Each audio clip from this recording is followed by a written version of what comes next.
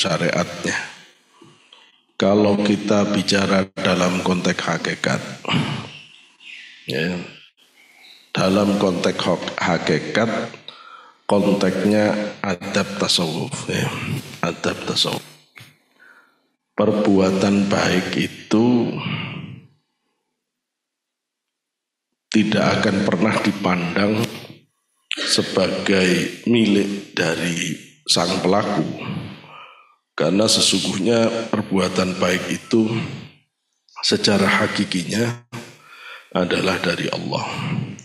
Karena itu setiap perbuatan baik sudah semestinya orang itu tidak mencari bayaran ganti, tetapi cukupkanlah keberadaan ibadahmu itu diterima oleh Allah, itu sebagai gantinya. Tidak usah ngarep yang lain-lain.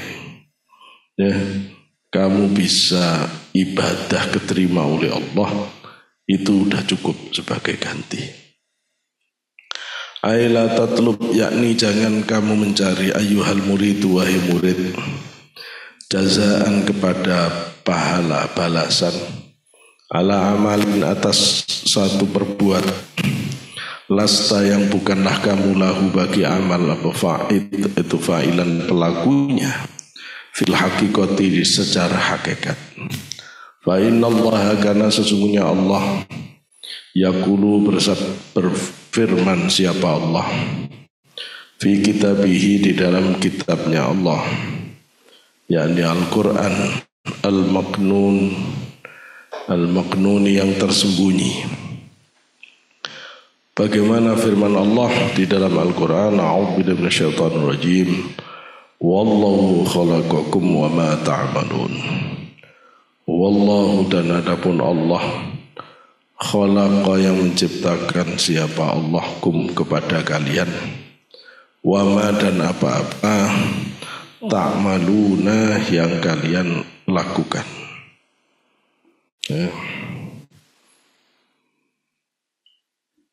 Ini kalau dibahas secara ilmu kalam, nanti gak jadi pembahasan thariqat, sehingga apa tasawuf, sehingga saya tidak mau bahas secara kalamnya. Kita tahu kalau ini dibahas secara kalam, kalau ulama, kalau orang-orang Qadariyah membacanya wallahu khalaqakum titik wa ma ta'malun, maknya itu istifham. Ya, Allah sudah ciptakan kamu, terus kamu mau ngapain gitu. Gitu. Tapi kalau kebetulan ini ulama Asy'ariyah dan ulama Jabariyah mirip ya. Tapi kalau ulama Jabariyah memaknai secara total, Allah yang menciptakan kamu dan semua perbuatan tanpa ada sama sekali kuasa manusia. Tetapi dalam pandangan Asy'ariyah, wallahu khalaqakum wa ma ta'malun, Allah yang menciptakan kamu dan seluruh aktivitasmu, itu dalam makna Allah itu pencipta keseluruhan amal, tetapi manusia memiliki kontribusi.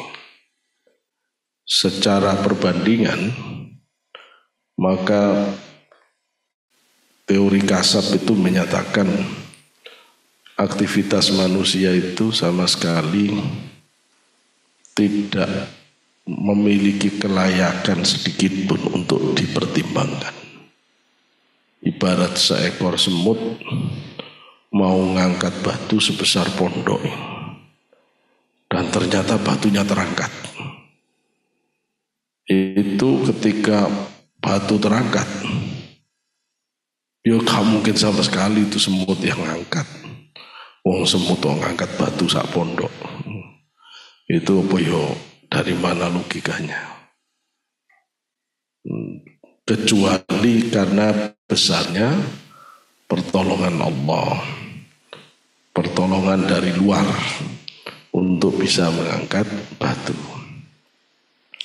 Dari konteks perbandingan kuasa manusia dan kuasa Tuhan, itu tidak ada artinya kuasa manusia dibanding kuasa Tuhan. Bedanya dengan Jabariyah, kalau Jabariyah manusia tidak punya kuasa sama sekali, ya benar-benar semuanya Tuhan. Yes, manusia cuma pokoknya nerima aja udah, nerima ing pantum, wis nerima saja.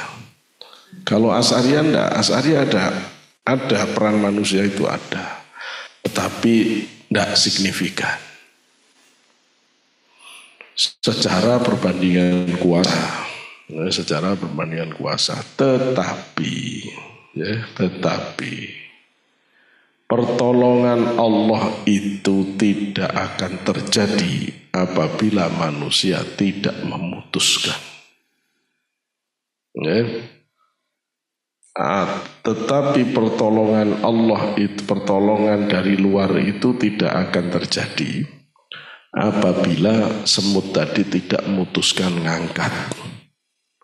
Maka kalau mau dicari mana sebenarnya yang benar-benar perbuatanmu secara hakikat, itu yo keputusan batinmu untuk mengangkat itu. Makanya niat itu menjadi penting, karena niat itulah yang sebenarnya menjadi kunci dari adanya perbuatan. Karena itu Rasul menyebut innamal a'malu binniyat wa innamal likulli imri'in ma nawa. Hanya saja setiap perbuatan itu ditentukan oleh niatnya. Dan hanya saja setiap orang itu akan mendapatkan pahala sesuai dengan kualitas niatnya. Makanya kata Imam Ahmad, Imam Syafi'i, hadis ini mengambil 1/4 dari agama. Karena wilayah niat itu, benar niatmu 1/4 agamamu udah selamat ya. Rusak niatmu ya wes rusak. Niat ini penting banget. Tapi kalau mau dalam-dalaman lagi terus kamu akan nanya, loh orang bisa niat itu kan ada kesadaran. Loh terus yang memberi kesadaran itu siapa kalau bukan Allah? Kalau sudah ngomong hakikat-hakikatan begini, kamu tidak akan bisa mengidentifikasi mana yang tidak bersumber dari Allah. Ya.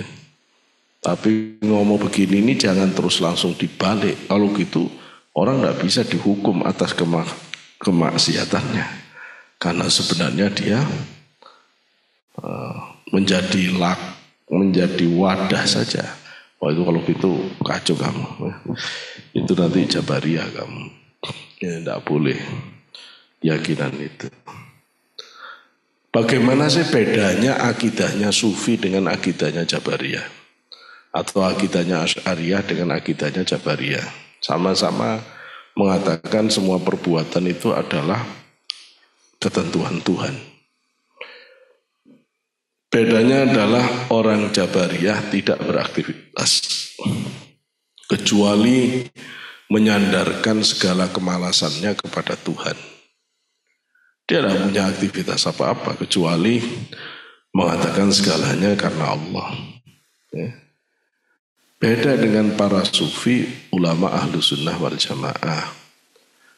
Beliau itu orang yang sangat serius di dalam beraktivitas, tetapi tidak pernah sedikit pun mengakui aktivitas itu sebagai miliknya.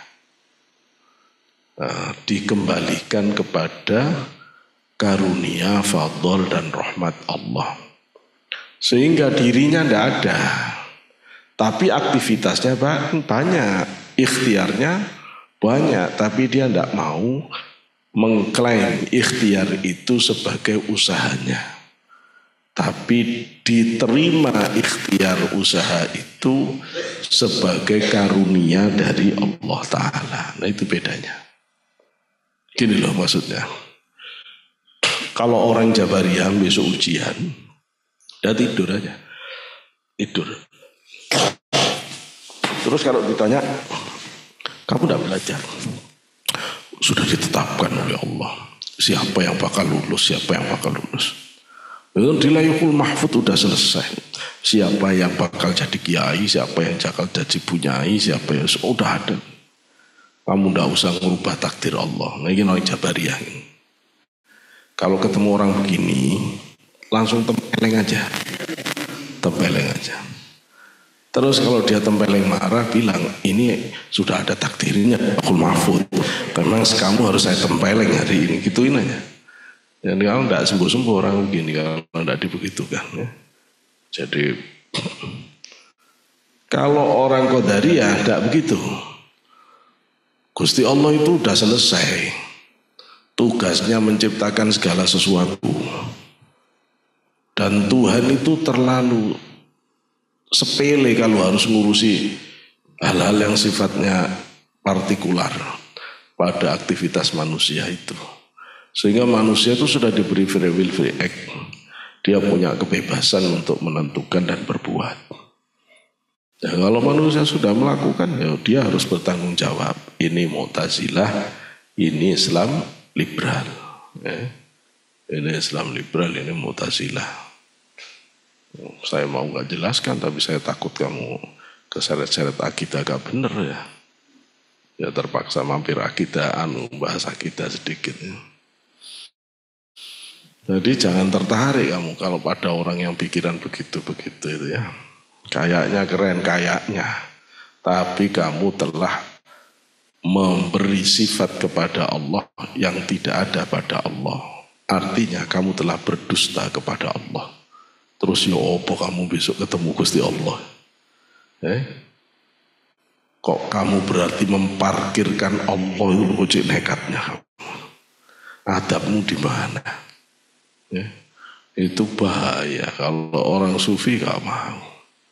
Ya, orang itu berikhtiarnya ngalahi orang Qadariyah. Tawakalnya ngalahkan orang Jabariyah. Ya. Kita itu punya ikhtiar tapi punya tawakal gitu loh. Main tawakal juga bener, main tawakal tok gak bener karena kamu juga harus ikhtiar. Tapi kamu ikhtiar tok gak tawakal juga bener. Jadi dua konsep itu. Coba, wallahu khalaqakum wa ma ta'malun. Dengan innallaha la yughayyiru ma biqaumin hatta yughayyiru ma bi anfusihim. Itu kan seolah-olah berhadapan-hadapan secara diametral. Yang satu mengatakan kamu tidak akan berubah, ya, kecuali kamu sendiri yang berubah. Gusti Allah tidak akan merubah satu kaum, kecuali kaum itu yang merubah sendiri. Coba, ini sebenarnya Gusti Allah yang menentukan atau kita yang menentukan? Dan dua ayat ini kan tidak boleh kamu ngambil salah satu. Kalau kamu ambil salah satu, kamu abaikan yang lain. Mengabaikan satu ayat Quran, hukumnya sama dengan mengabaikan seluruh Quran. Tidak boleh. Maka harus diambil seluruhnya. Berarti innallaha la yughayyiru ma biqaumin itu nanti tafsirnya tafsir bil ayat, kamu akan ketemu ayat innallaha la yughayyiru ni'mah. Ya Allah itu tidak akan merubah nikmat. Ya. Yang tidak dirubah itu nikmat. Kecuali kita sendiri yang merubah nikmat itu jadi adab itu. Nah, kita sendiri yang tidak bisa mengelola nikmat, kemudian nikmat itu menjadi adab. Air hujan itu nikmat, rahmat. Kita sendiri yang goblok tidak bisa membuat selokan yang benar, tidak bisa membuat embung, tidak bisa menampung air, Sehingga airnya lari kemana-mana jadi banjir. Terus yang disalahkan Gusti Allah yang nurunkan hujan. Yes, kita aja yang bodoh ya. Tidak bisa mengelola. Jabatan itu rahmat, nikmat. Tapi kalau orang itu kemudian teledor, nggak tanggung jawab, ya, kemudian korupsi, ya terus jabatan itu diadab. Yang merubah jabatan jadi adab itu ya kita sendiri. Ya, punya anak itu nikmat. Tapi terus nggak diajari agama, nggak diajari sholat, nggak diajari. Wah, akhirnya anaknya menjadi pembunuh bapaknya, jadi adab. Jadi yang merubah ya kita sendiri, kita sendiri. Loh, terus wallahu khalaqakum wa ma ta'malun itu bicara dalam konteks hakikat. Ya, dalam konteks hakikat semua itu tidak ada kecuali Allah yang menciptakan. Kalau kamu ngomong dalam konteks Nur Muhammad, tidak ada di alam ini yang bukan merupakan tajalli dari Nur Muhammad.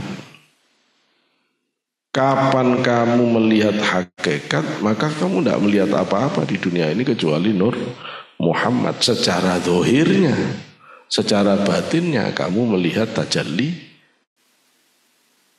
jalaliyah jamaliyah Allah. Jadi ketika kamu mengatakan bahwa ma ra'aitu syai'an illa ra'aitullaha rabbah ra'aitullaha qablah au ba'dah, itu jelas hakikat ya. Jelas hakikat itu. Nah, mohon bisa dimengerti kalimat hakikat itu ya begitu itu ya.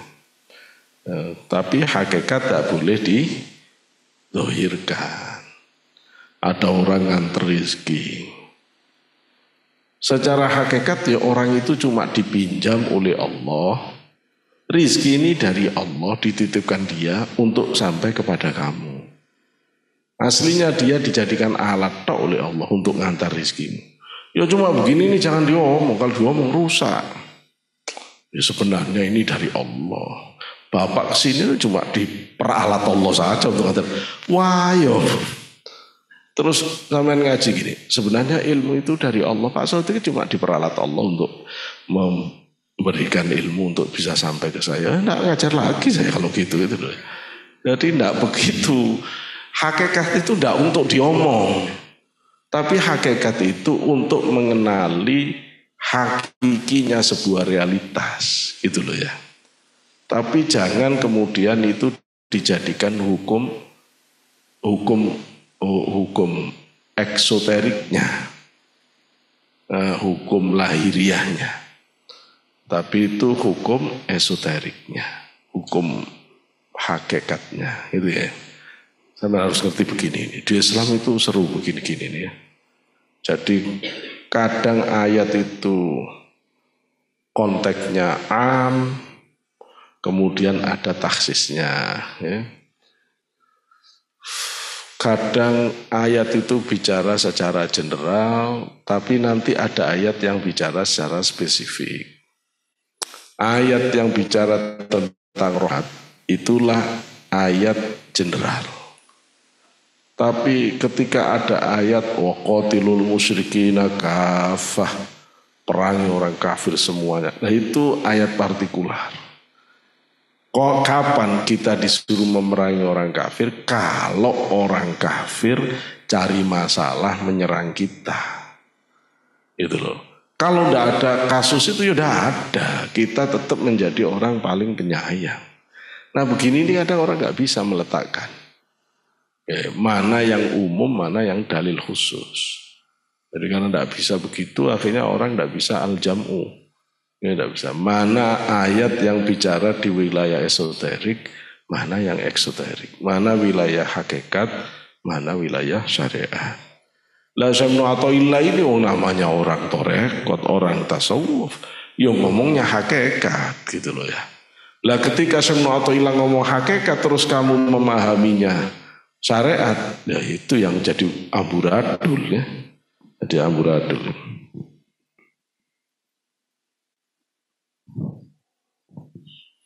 Wa idza kana, dan ketika ada siapa maulaka Tuhanmu, wa dia Tuhanmu al-fa'ilu sang pelaku, fil haqqi hakikat, wa ja'alaka dan menjadikan siapa Tuhanmu kepada kamu mahallan tempat lidzuhuri fi'lihi untuk penampakan aktivitasnya, tafdilan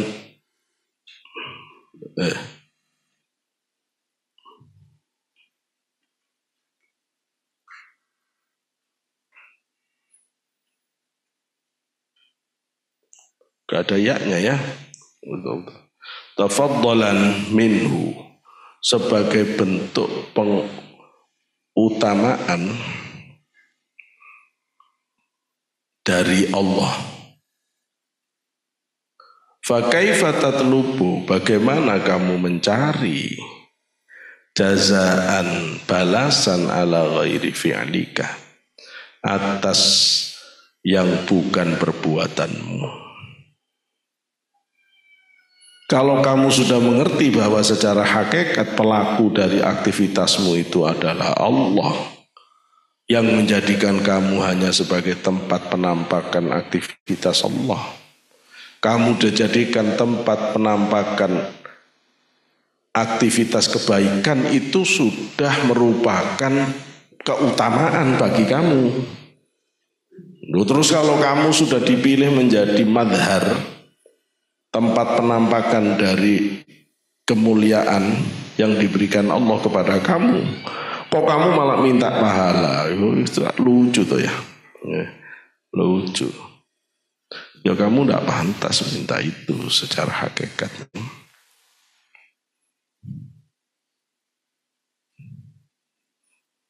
Maka saya senang dengan Syekh Rajab.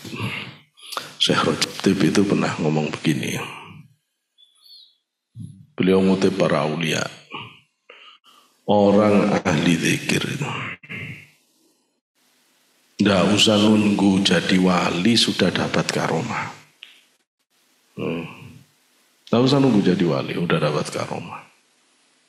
Karomah pertama adalah dia dijadikan ahli zikir. Adanya dia senang mengingat Allah, karena Allah memilih dia untuk menjadi sang pengingat Allah. Menjadi pengingat Allah itu istilah. Dokter gigi itu yang diingat cuma gigi dok. Seumur hidup ini gigi dok. Belantik mobil itu yang diingat ya mobil dok. Tukang ban mobil yang diingat seumur itu ban dok. Ya. Penggarap tanah yang dipikir yang di tanah dok. Ya. Kalau mati terus ditanya kamu seumur hidup apa pengalaman? Ya, mikir tanah Gusti. Kamu sampai mati apa yang kamu pikir? Kebo dok. Karena ngon kebo gitu loh ya. Kamu sampai mati apa yang dipikir? Kertas dok. Coba. Loh terus kok ada orang yang pikirannya Allah dok. Sehingga kita ditanya, kamu di dunia mboten eling napa-napa Gusti. Kula eling jenengan dok. Loh coba. Apa ndak istimewa? Loh terus kamu itu loh sopo kok tiba-tiba dipilih Allah menjadi senang zikir itu? Ayo kalau bukan, itu terjadi, tidak ada di dunia ini yang terjadi dengan sendirinya, itu tidak ada. Tidak ada, semua di dunia ini by design. Ya, by design. Itu sudah karomah pertama.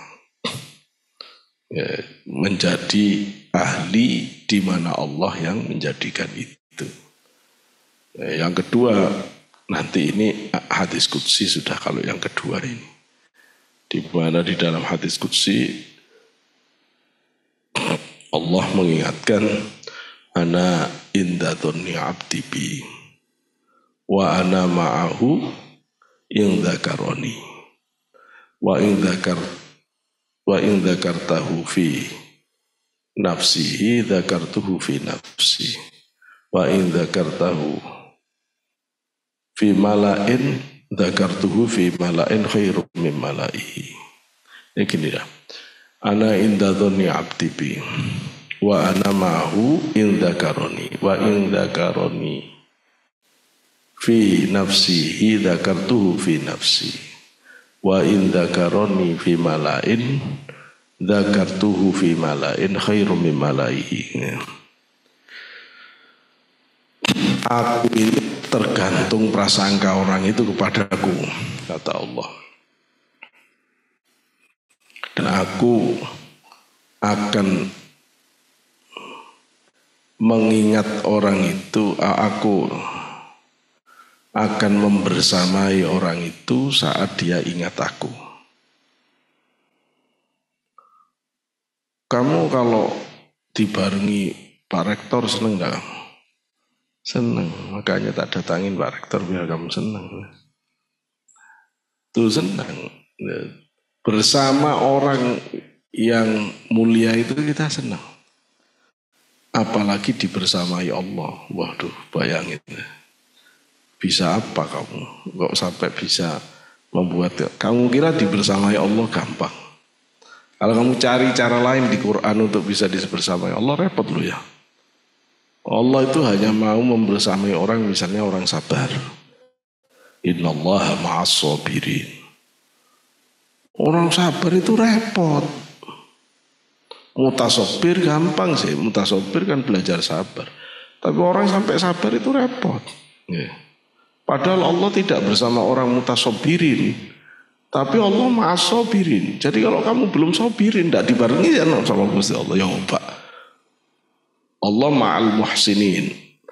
Allah baru barengi orang yang muhsin. Hasan? Enggak. Muhsin. Muhsin itu dari kata ahsana. Berarti kamu harus ihsan. Baru orangnya muhsin. Kalau bedanya Hasan sama muhsin, kalau Hasan baik, kalau muhsin itu tidak cuma baik, dia selalu memperbaiki keadaan. Begitu repot lagi. Loh ini kamu tidak modal apa-apa, cuma modal ingat Gusti Allah, illallah, la ilaha illallah. Wis dibarengi Gusti Allah. Ada cara yang lebih mudah untuk ditemani Allah dari zikrullah. No. Terus Allah mengingatkan, kalau kamu ingat aku di dalam dirimu, kamu tak ingat. Ini mahasiswa yang jadi santri saya ini. Saya itu orangnya paling susah ngingat nama. Tapi begitu kamu tak ingat namamu, pasti kamu senang. Maksudnya lu repot ingat nama. Lo kok ingat nama, senang kamu. Alhamdulillah diingat aku. Nggak diingat saya aja kamu senang kok. Itu loh ya. Kalau Pak Rektor kesini terus ingat kamu. Oh ini anu ya. Oh seneng kamu. Pak Rektor seiling lah aku. Ya. Diingat aja seneng. Kalau yang ingat orang istimewa. Lebih senang. Ingat ya. Ingat itu diingat Allah itu artinya kamu diperhatikan. Kamu diampuni dosanya, ditinggikan derajatnya. Okay. Anak itu, bapak itu kalau masih ingat anak, sejahtera kamu. Suami itu kalau masih ingat istrinya, aman istrinya. Ya. Istri itu kalau masih ingat suaminya, aman suaminya. Anak itu kalau masih ingat bapak ibunya, baik anak itu. Tapi kalau anak sudah tidak ingat bapak ibunya, maling kundang, gitu loh ya, sudah durhaka. Nah. Kalau orang tua sudah tidak ingat anaknya, sengsara. Jadi urusan ingat itu bukan urusan Sepele lah. Terus ini yang ingat itu sopo? Bukan gubernur, bukan presiden. Allah. Coba. Kalau kamu pikiran di tempat keramaian, Allah akan publikasi namamu, populerkan namamu di arsy, di hadapan para malaikatnya Allah yang jauh lebih istimewa dari majelis zikir yang kita punya. Hadis qudsi sahih. Ya. Kayak begitu kemuliaan orang yang zikiran. Tapi dalam konteks ini kita baru ngambil satu poinnya. Cukup kamu itu merasa mendapat karunia Allah dengan dipilihnya kamu sebagai tempat Allah menampakkan sifat af'al kebaikannya. Itu syukurlah. Pada saat orang lain dipilih Allah menjadi penampakan sifat, kan gini, Gusti Allah itu kan punya sifat banyak ya. Punya sifat banyak. Allah punya sifat syadidul adab al-qahhar. Ya. Allah punya sifat pemaksa. Mana ada orang yang kepingin ahli maksiat? Tapi kalau Allah sudah paksa dia jadi orang ahli maksiat, siapa yang bisa berhenti? Ya, nggak ada. Nggak ada. Ya. Mana ada orang yang bisa, saya pernah cerita Abdul Qadir itu. Abdul Qadir dengan pemabuk itu ya. Abdul Qadir pernah pemabuk di jalan. Terus pemabuk di jalan sambil teler-teler nanya Syekh Abdul Qadir, Syekh mau tanya? Ya tanya. Kira-kira Gusti Allah itu bisa tidak merubah aku jadi orang baik? Kata Syekh Abdul Qadir, bisa. Tanya lagi saya. Kira-kira Allah bisa tidak merubah aku seperti kamu, jadi seperti kamu? Ya bisa. Tanya lagi saya, kira-kira Allah bisa tidak menjadikan kamu seperti aku? Nangis itu Syekh Abdul Qadir. Nangis.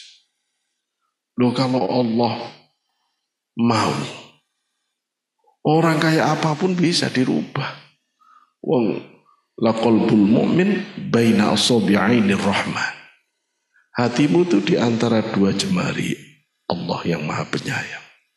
Allah bisa bolak ke sana balik, bolak balik. Makanya namanya qalb, karena dibolak balik. Ya. Pagi mengatakan ya, siang dikit enggak wis. Loh ya apa sih? Baru ya kok sudah enggak gitu loh ya. Ya bolak balik, saya bolak balik. Masya Allah. Ya. Jadi enggak bisa semua itu kalau ngomong hakikat kembalinya ke Allah. Tapi lagi-lagi saya mau tekan, kita lagi bicara hakikat. Nanti kamu suruhnya hapus, aku ini kayaknya tidak ditakdir nyapu hari ini, mas repot. Kalau gitu ya repot gitu ya. Ya harus nggak bisa gitu.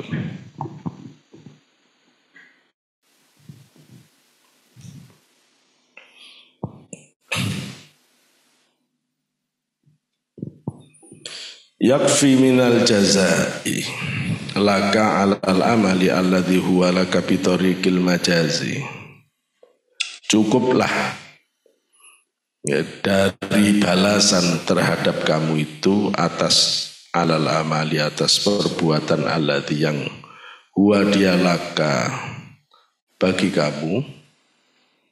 Amal itu secara majas, bitorikil majas, secara majas memang dia sepertinya milikmu, tapi kalau ngomong hakikat ya bukan. Ya, kalau majazinya iya, tapi kalau hakikinya enggak.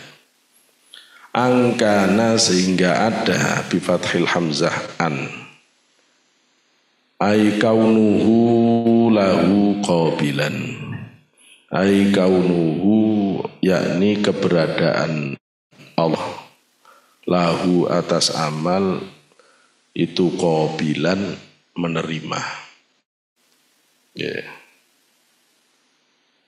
Jadi karena ada siapa Allah lahu bagi amal itu qabilan menerima.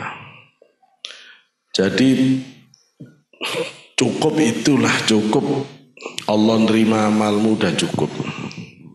Ini omongan orang yang pinter ya. Kamu tidak usah nyari pahala. Yang penting Gusti Allah nerima amalmu saja udah cukup. Ya artinya kalau amalmu diterima, kamu pasti dapat balasan pahala gitu loh. Tapi kan kamu jangan mikir pahala. Itu matre ya, matre. Yes, kamu sekarang membuat karya.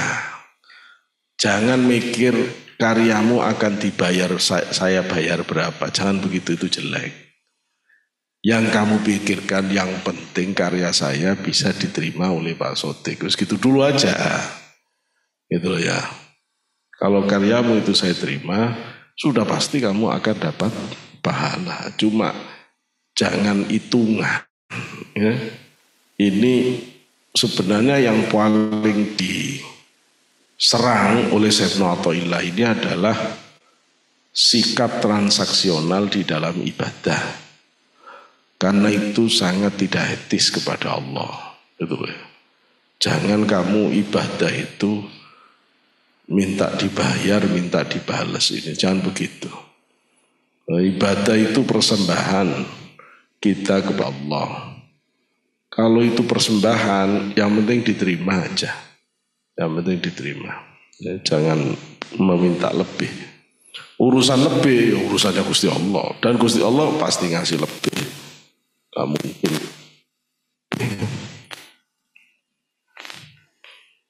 Walam yu'akhidka bi'adami sidqi fihi min haitsu innahu min kasbika. Walam yu'akhidka, dan tidak mengambil siapa Allah, maksudnya tidak mengadab kamu, tidak menyiksa kamu. Bi'adami sidqi, dengan ketiadaan ketulusan. Al-sidqi bermakna ikhlas. Fihi, di dalam ibadah itu, di dalam amal. Min haitsu, dari sisi innahu, sesungguhnya amal, min kasbika, itu sebagai milikmu. Ini sudah dari sisi amal itu milikmu secara syar'inya. Karena amal itu tetap milikmu. Secara hakikat amal itu adalah pelakunya Allah. Seru. Tapi secara syariat amal itu kasabmu. Kasabmu. Karena itu kasabmu, yo kamu untung loh. Allah tidak mengadab kamu karena buruknya ketulusanmu di dalam amal yang merupakan kasabmu. Meskipun secara syariat, secara hakikat dia adalah tajalli atau tajalli dari af'al Allah. Iya, tapi secara kasab dia adalah milikmu. Itu.